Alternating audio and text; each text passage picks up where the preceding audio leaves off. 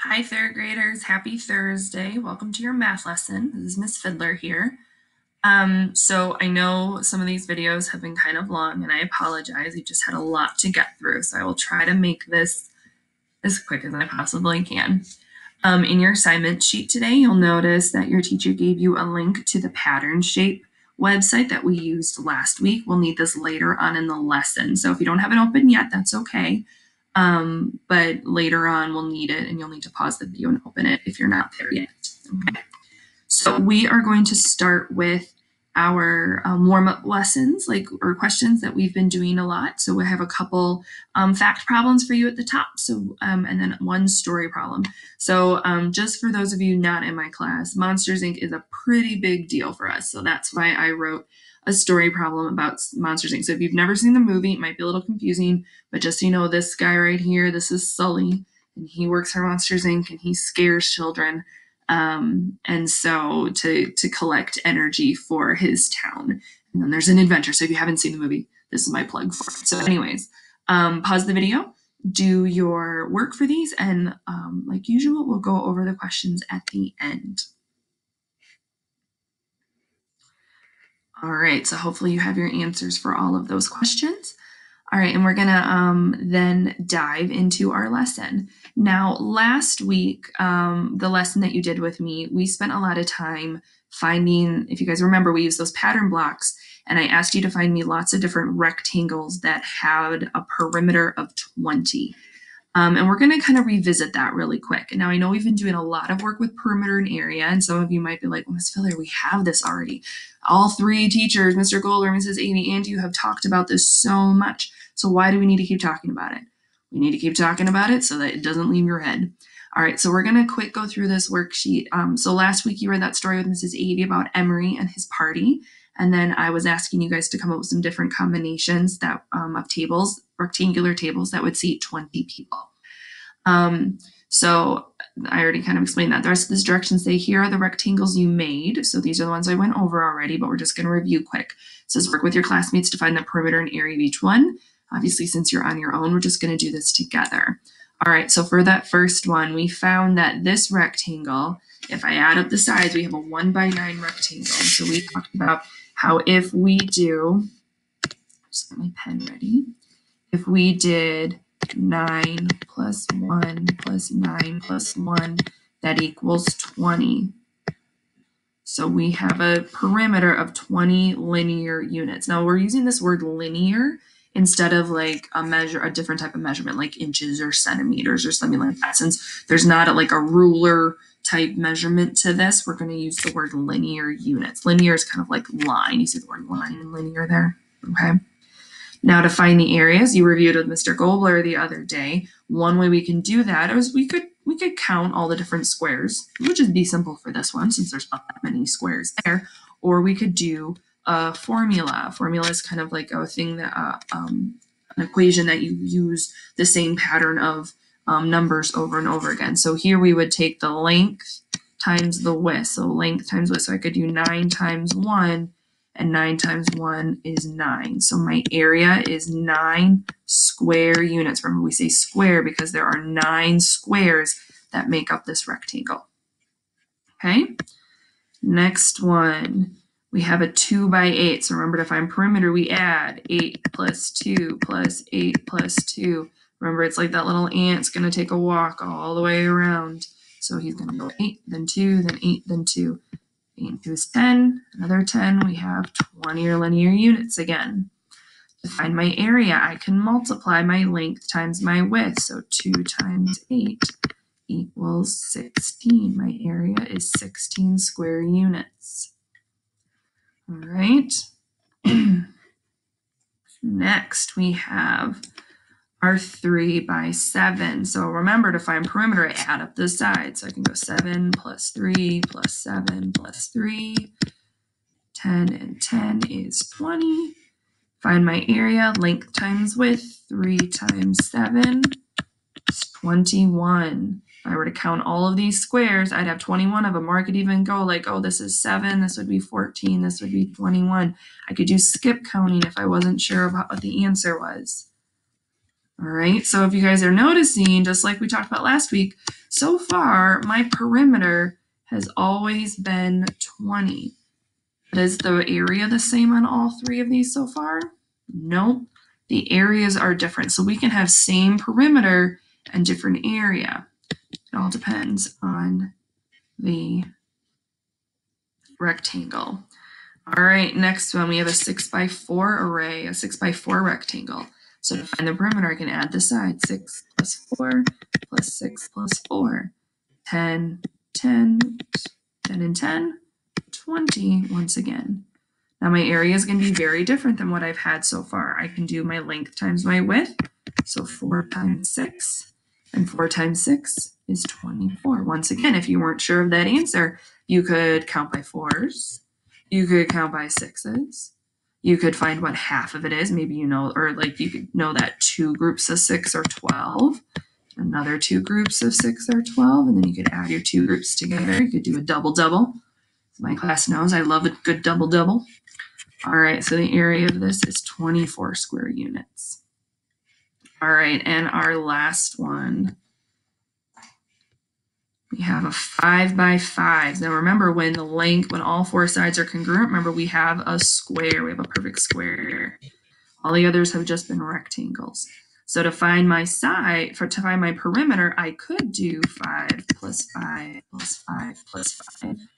But remember also that if all 4 numbers are exactly the same, I could also do that 5 4 times.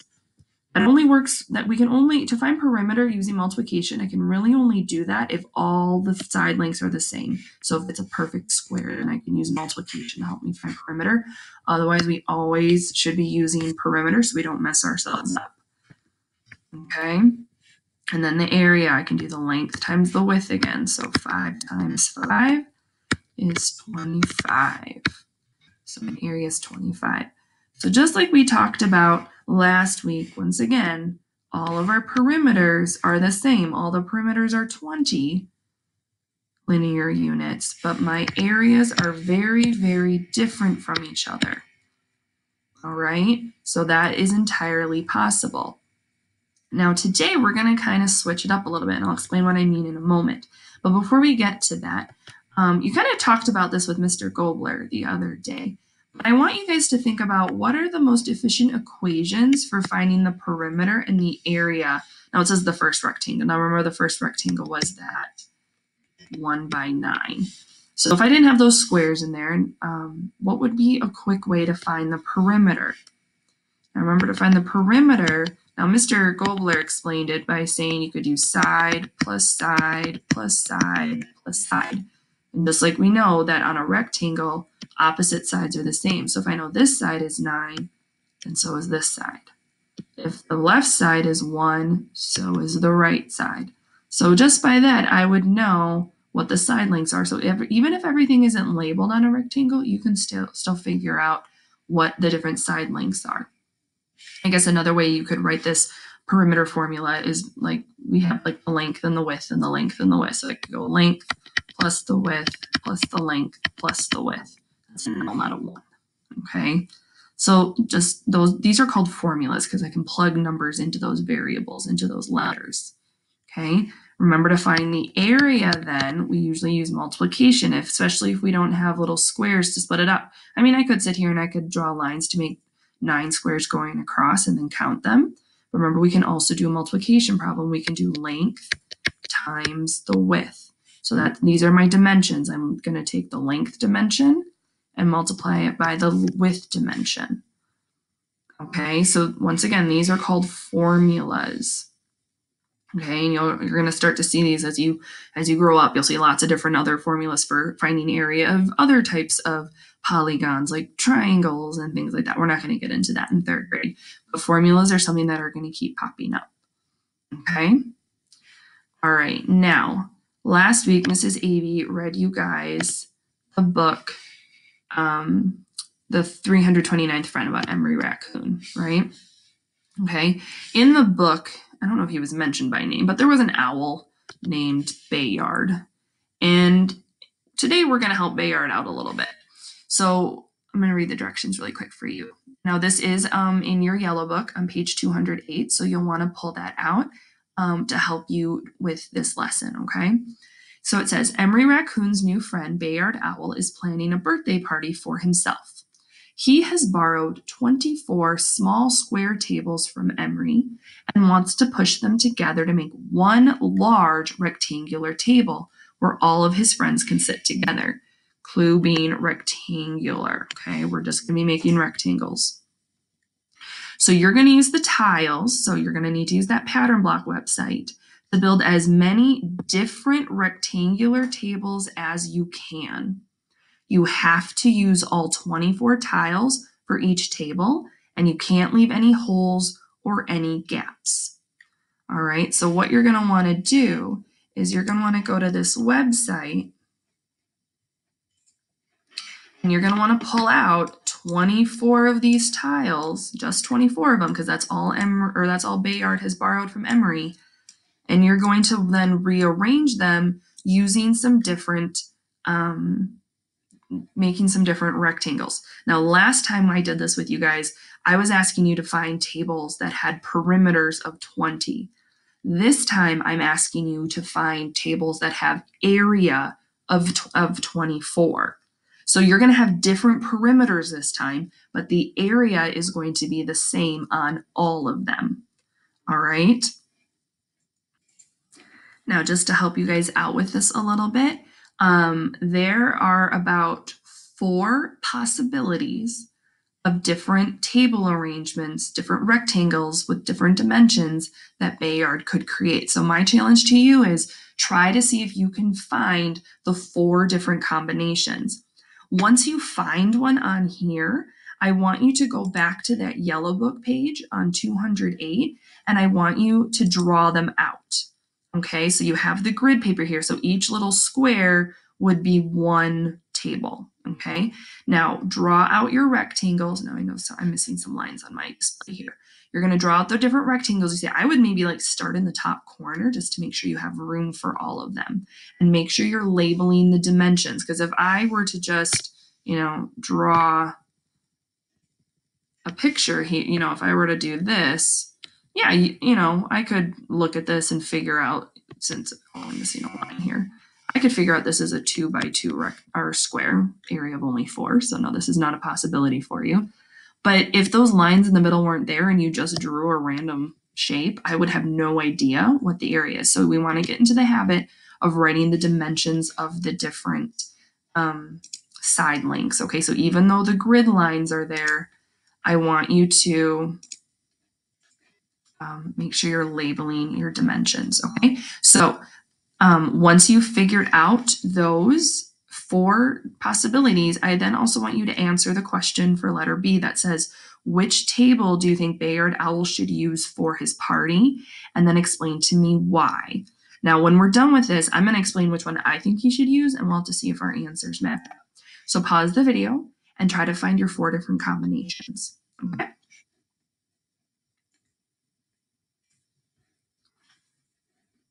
Okay. Now that you're back, hopefully you found your 4 and you're not just watching and you're actually doing the work, please. Remember, this is your time to learn. All right, now to save a little bit of time, I actually drew out the rectangles on my grid paper. So I'm going to show you the 4 possibilities one by one. Okay, so here's the first one I found.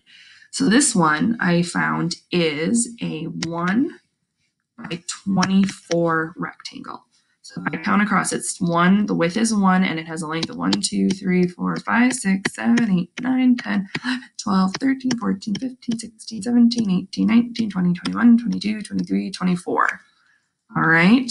So that being said, the area of this 1 times 24 is 24 square units.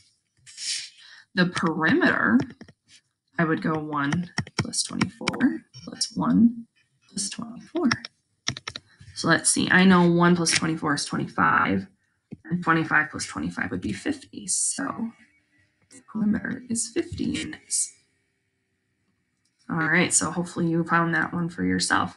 if we take a look at the second possibility that I came up with, I'm going to change the color here. We have a 2 by 12. 1, 2, 3, 4, 5, 6, 7, 8, 9, 10, 11, 12. All right. You know what I noticed? I doubled the width. I went from 1 row to 2 rows. That got doubled, and my length got cut in half. I took that 24, and it got cut in half because half of 24 is 12. Something interesting. All right, to find the area of this one, I could do 2 times 12. 2 times 12, I know, is 24 units squared, or square units. My perimeter, I could go 12 plus 2 plus 12 plus 2. Let's see, 12 plus 2 is 14. And if I double 14, I get 28 units. Oh, not square, just units. We only square it when we're talking area. All right, let's look at our next one. We have a 3 by 1, 2, 3, 4, 5, 6, 7, 8. A 3 by 8 rectangle. So if I find the area of that, I can go 3 times 8. And I know 3 times 8 is 24. So once again, I have all of my areas equaling 24 square units. Now the perimeter is going to be different, however. So I can go 8 plus 3 plus 8 plus 3. Now let's see, 8 plus 3 is 11. And I know 11 plus 11 is 22 units. So the perimeter is only 22 units. All right, and then your last possibility is, I'm going to switch pen color again just so we can tell the difference between everything. A 4 by 1, 2, 3, 4, 5, 6. 4 by 6. So to find the area, I'm going to go 4 times 6, which I know is 24 square units. And to find the perimeter, I'm going to go 6 plus 4 plus 6 plus 4. Now let's see, 6 plus 4 is 10, and 10 plus 10 is 20. So that would fit into our last one that we did, 20 units. All right, so those are your 3 possibilities for rectangles, table situations that Bayard could make. Now remember, we were looking for exact rectangles, so we weren't looking for, just a little, weird little extra table on the end. So I know sometimes that happens in real life, but for this example, we only wanted rectangles. Okay, so if I take a look at my 4 possibilities, and then I go back and I look at that question I had at the end that said, which table do you think Bayard Owl should use for his party and why? Now, there's not really a correct answer to this one. It really comes down to how well did you give that why answer? How well did you explain yourself? Now, some of you might have said, oh, well, Bayard should do the 1 by 24 rectangle because that way, maybe your reason was because that way he could invite more friends. The reason being, if he uses this table, he can have 50 people sitting at his table. He could have 50 or 49 other people there, plus himself would be 50. So if he wants to invite a lot of people to this party, he might go with the longer table. Now, some of you might be thinking, well, if space is an issue, maybe he's doing this in his living room or his kitchen and he doesn't have as much space, he might want to go for one of the smaller tables. So maybe if you're thinking, oh, maybe he doesn't want to invite a lot of friends or space is an issue, maybe he'd want to go with the 6 by 4 because that has the smallest perimeter. All right, so the number of little tables he pushed together is always 24, 24, 24, 24.